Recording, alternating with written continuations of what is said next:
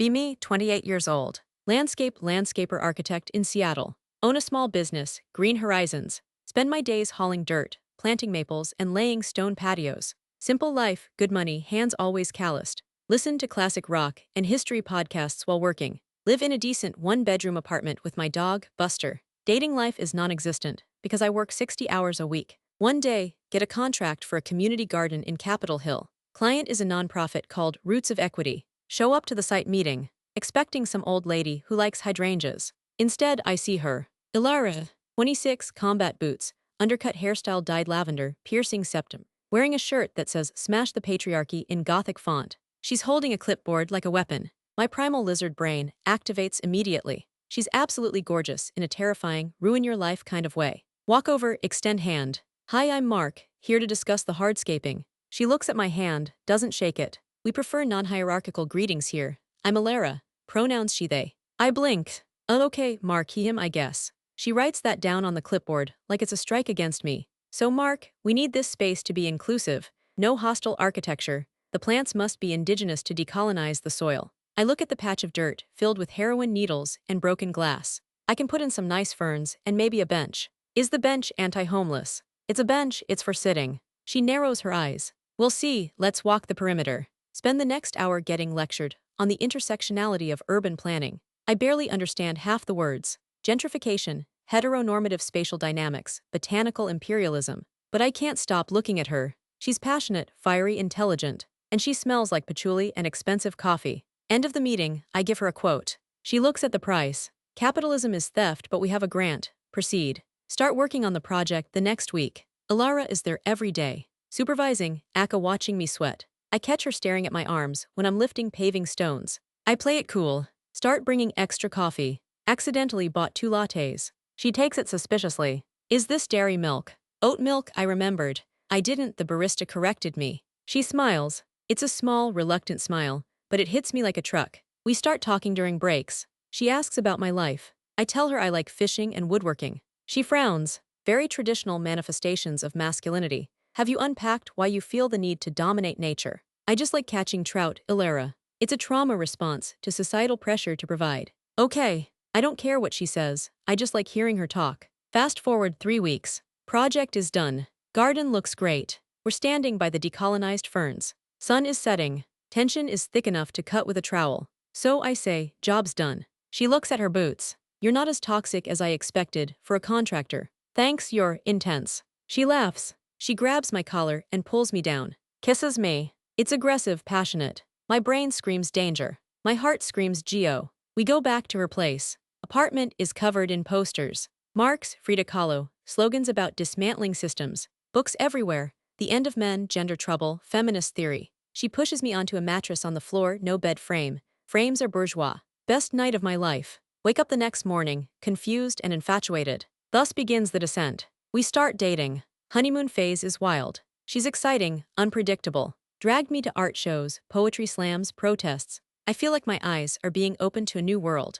I start thinking maybe I was a boring normie. Maybe she's right about everything. But then the rules start. Slowly at first. Mark, don't use the word crazy. It's ableist. Mark, you're taking up too much space on the couch. Manspreading. Mark, why did you open the door for me? I can open it myself. Benevolent sexism. I try to adjust. I want to be a good guy. I want to be the ally she deserves. I stop watching football because the NFL is problematic. I stop eating meat because meat is murder and connected to toxic masculinity. I lose 15 pounds. My friends from the landscaping crew notice. You okay, boss? You look pale. I'm fine, Dave, just eating cleaner, educating myself. Dave looks at me like I've joined a cult. You coming to poker night Friday? I hesitate. Ilara hates poker night. Says it's a heteropatriarchal echo chamber. Can't make it, Dave, busy. Dave spits on the ground. Right, give her my best. Move in with Ilara after 6 months. My apartment was too sterile and in a gentrified zone. Her place is a co-op. 4 other roommates.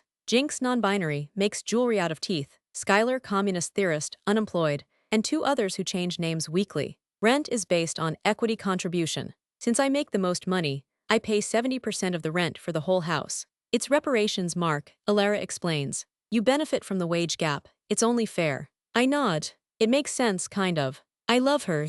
I want to support the community. Life becomes a minefield. Every conversation is a test I didn't study for. Come home from 10 hours of laying brick. Exhausted. Find Alara and Skylar in the kitchen. Skylar is crying. What happened? I ask. Alara glares at me. Skylar feels unsafe because you left your work boots in the hall. It represents the intrusion of labor violence into the domestic sanctuary. I just took them off because they're muddy. You need to hold space for Skylar's feelings right now. Apologize. I apologize to Skylar for my boots. Skylar sniffs. Thank you for doing the work, Mark. I go to our room and stare at the wall. I miss Buster. Had to give Buster to my parents because Jinx is allergic to hierarchical pet ownership. Actually just allergic to dogs, but they had to make it political. Alara comes in later. She's soft now. Cuddles up to me. I know it's hard, babe. Unlearning your conditioning is painful, but I'm so proud of your growth. She kisses me, and I melt again.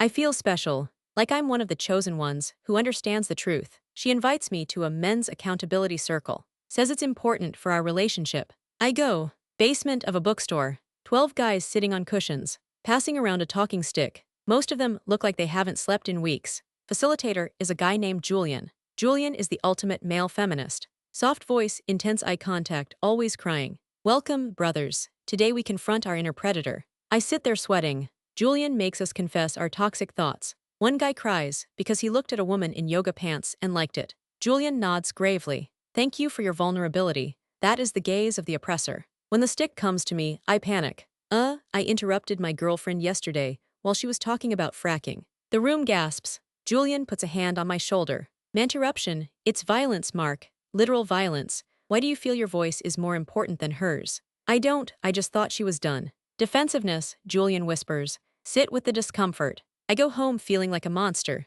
Alara asks how it went. I tell her I cried. She beams. That's so sexy. Emotional intelligence is the new six-pack. We have sex, but I have to ask for verbal consent every step. Can I touch your shoulder? Yes. Can I kiss your neck? Yes. Can I move my hand down? Check in with me in 30 seconds. It feels like filing a tax return, but I convince myself this is what healthy love looks like. Work starts suffering. I'm tired all the time. Start lecturing my clients. Rich couple wants a manicured lawn. I tell them lawns are a symbol of aristocratic dominance and water waste. Suggest a moss pit instead. They fire me. Lose 3 contracts in a month. Cash flow gets tight. Tell Alara I'm stressed about money. She rolls her eyes. Money is a social construct, Mark. You're so obsessed with accumulation. Just manifest abundance. I can't pay the rent with abundance, Alara. I pay for everyone here. She goes cold. Oh, so now you're holding your financial power over us. Classic financial abuse. No, I'm just saying. I can't even look at you right now.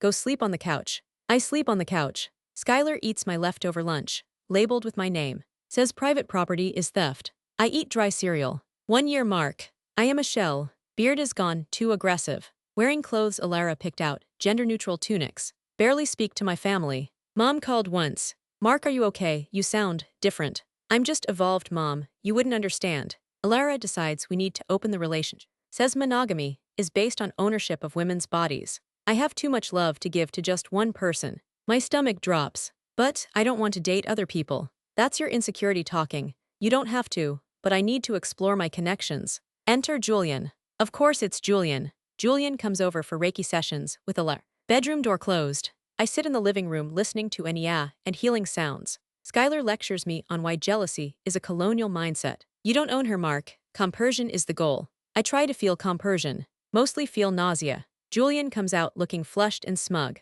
Mark, your energy is very blocked today. Have you been drinking enough soy? I want to punch him. I imagine my fist connecting with his face. But violence is the tool of the week. So I offer him tea. Things reach a breaking point at a dinner party. Alara is hosting a feminist theory and wine night. Invite all her academic friends. I'm in charge of catering, vegan, gluten-free, joy-free. I'm running around serving hors d'oeuvres. They ignore me like I'm the help. I overhear Alara talking to Professor. Mark is a project. He's trying, bless his heart. But sometimes it's like dating a golden retriever. Useful but not exactly an intellectual peer. The professor laughs. Well, at least he pays the bills right. For now, until the revolution comes. Something snaps inside me. Not a loud snap. A quiet, metallic click. I put down the tray of quinoa bites. Walk into the kitchen. Look at my reflection in the oven door. Who is this guy? Hollow eyes, slumped shoulders, apologizing for his existence. I think about my dad.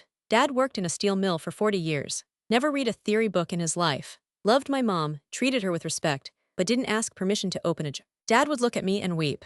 I walk back out. Interrupt the conversation. I'm going out. Ilara looks annoyed. Mark, we're discussing the performativity of gender. Don't be rude. I'm going to get a burger. Silence falls over the room. Ilara laughs nervously. He's joking, he's vegan. No, I'm going to get a double cheeseburger with bacon. And a beer, a real beer. Julian stands up. Mark, this is a trauma response. You're spiraling. I look at Julian. Really look at him. Shut up, Julian. You're sleeping with my girlfriend and eating my food and you don't pay rent. You're a parasite. Gasps everywhere. Ilara stands up, furious. How dare you? This is a safe space. You are violating our boundaries. My boundary, I say, voice shaking but getting stronger, is that I'm done paying for people who hate me. I grab my keys. Walk out the doors. Ilara screams after me. If you leave, don't come back. We don't need your toxic energy. I drive. Drive for an hour aimlessly. End up at a 24-hour diner. Order the lumberjack special. Steak, eggs, pancakes, bacon. Waitress calls me honey. I almost cry.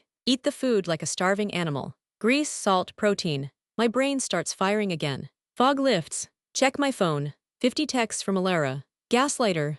Narcissist. You've traumatized Skylar. Julian is crying. Venmo request. $400 for emotional labor. I delete the thread. Block the number.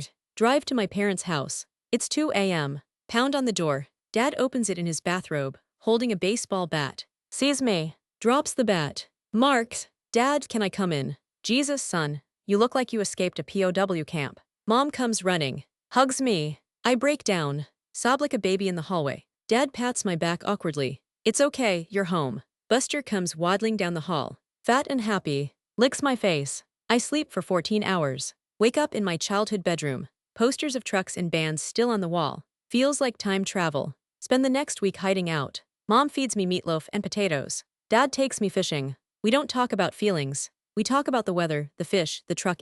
It is the most healing therapy I have ever experienced. Get a burner phone. Call Dave from work. Dave, it's Mark. Boss, you alive? We heard you joined a commune. I'm back. Is the business okay? Barely. We got jobs lined up but nobody to manage them. I'll be there Monday. Monday comes. I shave the patchy beard. Put on my old work boots. They feel heavy and good. Drive to the job site. Crew is there. They look at me. I look at them.